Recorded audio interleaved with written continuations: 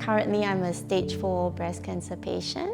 When I was first diagnosed, I was a stage 3 cancer patient, and I was diagnosed in Korea. So I received my chemotherapy, radiotherapy, and surgery all in Korea during COVID.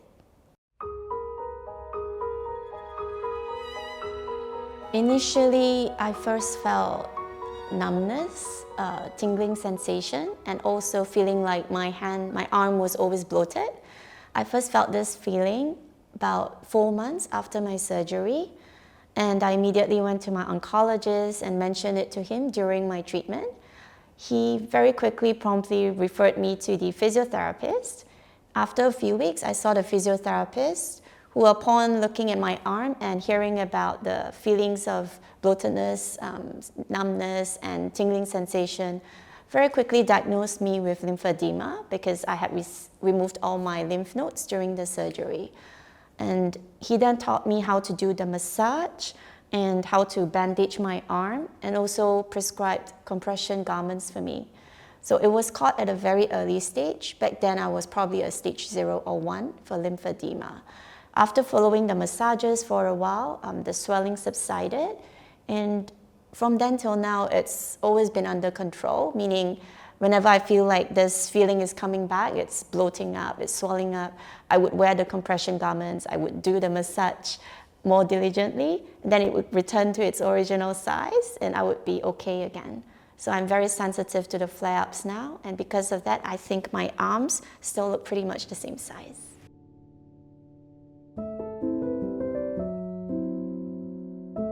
Lymphedema, even though I'm a stage 0 or 1, it definitely has affected my day-to-day life. I am unable to open bottles, so I cannot unscrew a Coke bottle, and I always have to rely on strangers' help to open just a mineral bottle. And being a young mom, from the start, after I had lymphedema, I was also told that I cannot carry my toddler, who's heavier than a bag of rice. And currently, I'm also trying very hard to strengthen my muscles so that I can carry him. Basically, I've learned that you cannot do it immediately. You kind of have to strengthen your muscles, gradually do it as part of a process. So immediately after the surgery, the lymphedema actually worsened because I tried to carry my baby then, who was about 8 or 9 kilograms.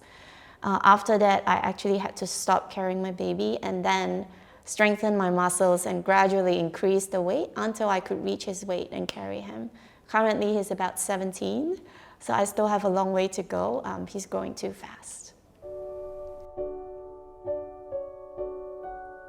I was very fortunate to have been in Korea at the time of the lymphedema diagnosis because I was caught early, referred to a physiotherapist very promptly, who took my cares and concerns very seriously and actually prescribed a whole range of treatment options for me, even though my arms weren't really big then, and it was just a feeling of tightness, bloatedness, and tingling sensation.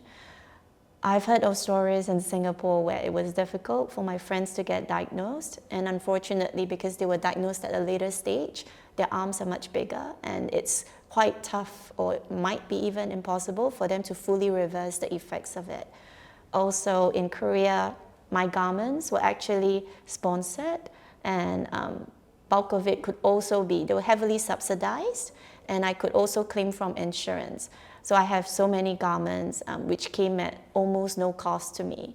That was why I could also receive the complete treatment without fear of heavy treatment fees.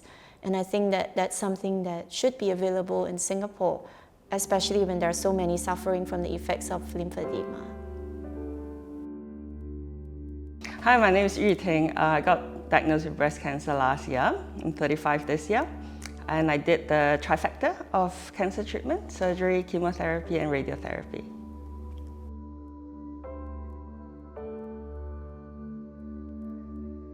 I've heard of this thing called lymphedema. I was told that there's a chance that I'll get lymphedema, but I wasn't given more information. I didn't know what lymphedema was. It was just this, your hand might swell. If it swells, let us know. So I was like, okay. And then I did treatment. And one day I was wearing this shirt and it was really tight in my arm. And I thought, am I gaining weight? Am I gaining weight during treatment? So when I got diagnosed last year, I was living in Australia. So I did my treatment in Australia. After my surgery, I was told that because I have lymph nodes removed, I have a chance of getting lymphedema. But I wasn't told much about it. They just say if you feel something wrong or if you feel like your arm swelling, just let them know. So one day, about 4 months in after surgery, when I was doing chemotherapy, I was wearing a shirt and it felt a bit tight, and I thought I was gaining weight.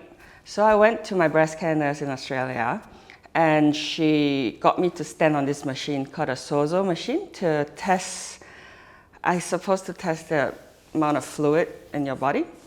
And the numbers did go up. So she confirmed that I have lymphedema, and she referred me to a lymphedema physiotherapist.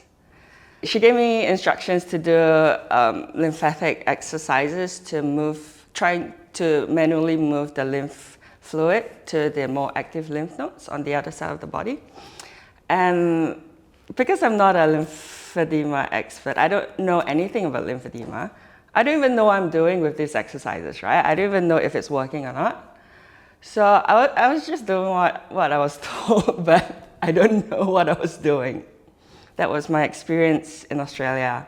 They just say, okay, just wear the compression garment, and there's a possibility of a surgery called an LVA that they might want me to do.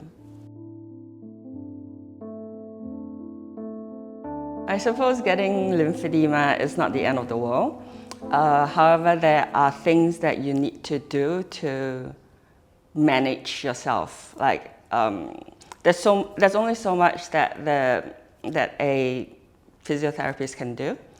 So there's steps that you can do at home. Educate yourself, know more about this condition.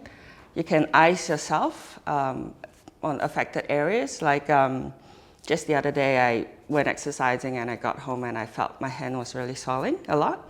So I iced it and try to massage it, even though I don't really know if I'm doing the right thing.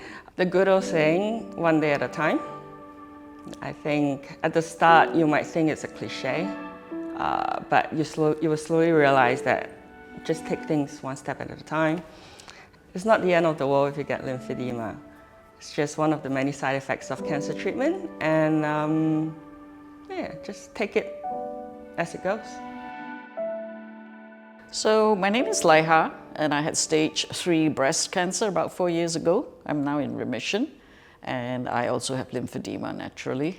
No, not naturally, but I have lymphedema as a result of the radiation actually that triggered it.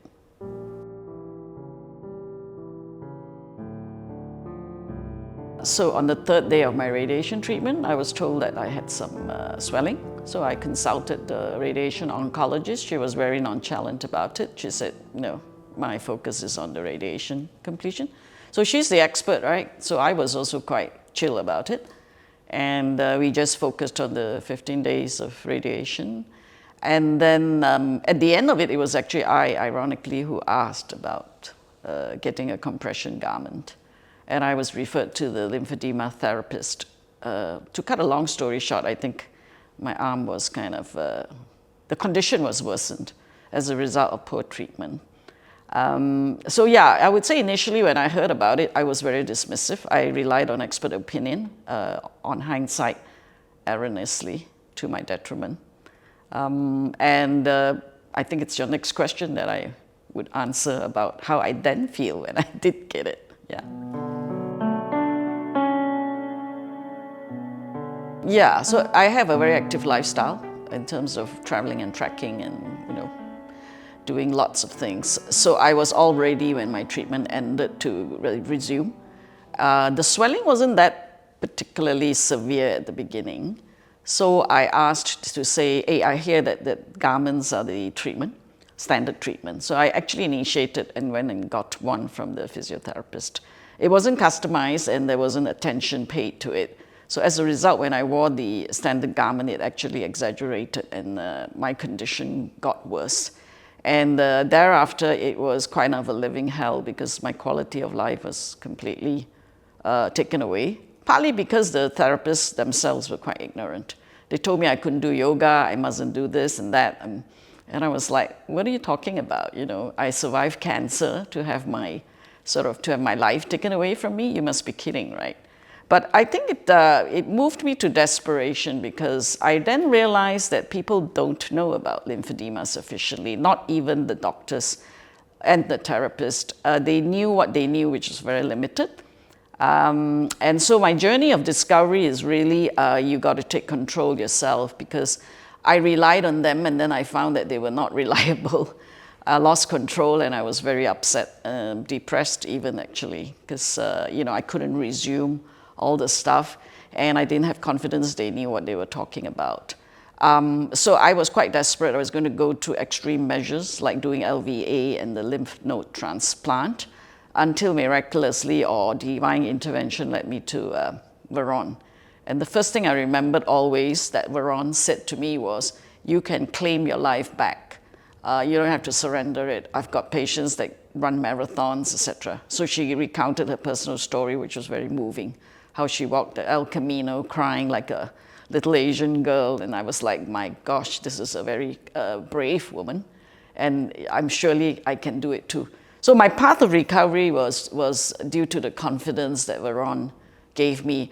Secondly, she knew what she was doing, unlike the rest. Thirdly, she had the passion to be interested and customize treatment to you.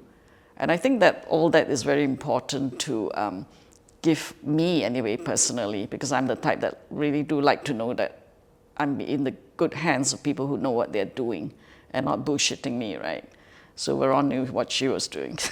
So I think she restored my hand within a month. And then thereafter I've been delinquent. I mean, I negotiate with her where I said, look, I'm not prepared to do too much things with the treatment, because she bandages me up quite badly, you know. I mean, I look like a walking wounded, right? But it was necessary. But to me, it wasn't so sustainable if I continued.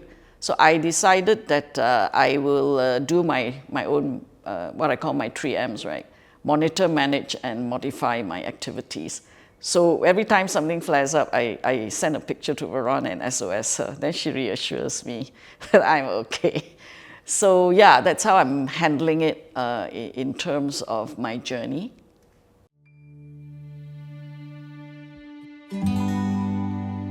So for me, the first lesson really was take back control and accountability. I mean, I thought the doctors knew best. They don't. Actually, they don't, because I don't know, I subsequently found out that they don't actually learn a lot about this, and it's treated as a secondary condition, a fringe condition, outsourced to the physiotherapist. And I think in the scheme of things, cancer, rightly or wrongly, is more key. So I think as a patient, I think the medical system needs to highlight to the patient and alert them, and the patient needs to take accountability to learn about it. Secondly is, I didn't get the access that people now can, thanks to, again, Veron's initiative with the lymphatics support group, for mental health and also for guidance in making informed decision. It is vital that people who are diagnosed with it actually can approach others like us who have gone through like the good, the bad, and the ugly, to reassure them that they're not the only one. In the end, everyone has their own treatment. Like some wants to, be really careful. Others, like me, is like, okay, like I can manage and still live my life, right? So I think each experience is valuable. So reaching out, and I'm so glad that the lymphatics support group exists, because cancer has a lot of support group, not lymphatics. And you'll be amazed how many people are reassured to know that it is not a condition that they cannot take back control. But you must also accept, like I had to accept, that there is a new normal in my life, which anyway, when you grow old, it'll hit you anyhow. But with lymphatics, your new normal is that you actually do have to modify and then live and let live with the fact that you're grateful that you can still sort of continue. So I would say, yeah, take control, don't rely on people.